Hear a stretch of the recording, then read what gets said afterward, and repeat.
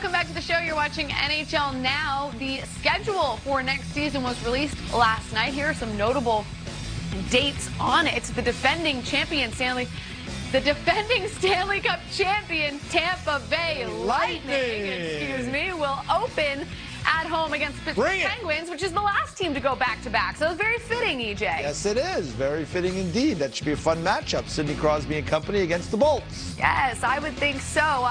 You look at some of these things. You've got the Winter Classic on here. Back after a hiatus, yes. Thanks to the pandemic. Yep. That'll be out in Mini. Jamie Hirsch, very excited. Yes, she will be. I gotta believe. Yes. And of course, the Stadium Series as well, and the All-Star Game. Where is that All-Star Game? T-Mobile Arena in Vegas.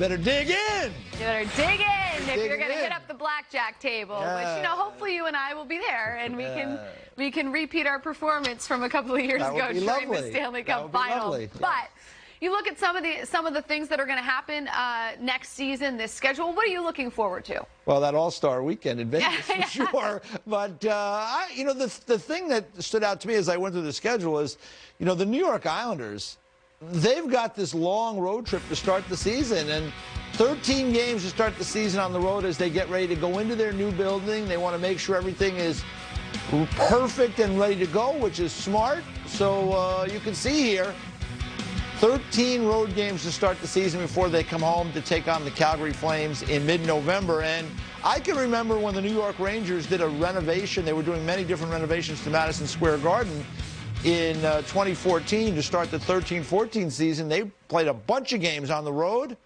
They went to the Stanley Cup Final that year to play the LA Kings. So it's tricky, Johnny, but, boy, it's a lot of road games to start the season. But if you get off to a great start, then you get to come home to this wicked new arena and all the excitement that will entail, and then you'll be home heavy down the stretch. If you can survive that first 13 games for the long, long time, maybe that sets you up really well. The thing that stood out to me, guys, there's a big break in February. The Olympic break, and I know it's not guaranteed. The deal's not done. There are issues that have to be ironed out still. But the fact of the matter is they've carved out a schedule that will allow the players to go to the Olympics, which all players like. The ones who get to play in it can achieve, for the younger players, what is a lifelong dream of playing the Olympics, representing their country, trying to win a gold medal.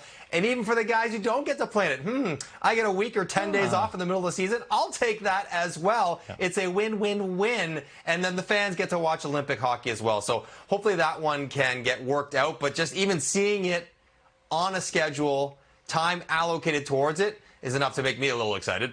And, of course, we can always look forward to players that move and change teams returning to their former squad's barn and seeing how they're received. Got a couple of them today, right? Yeah, I mean, we had one yesterday. Nedeljkovic will return to Carolina at some point, and I'm sure that'll be a big talking point whenever that game is. So we'll see. I mean, Jack Eichel. If he moves, when he returns to Buffalo, that one's getting circled on my calendar to see how that goes. So we'll have plenty of those dates as well.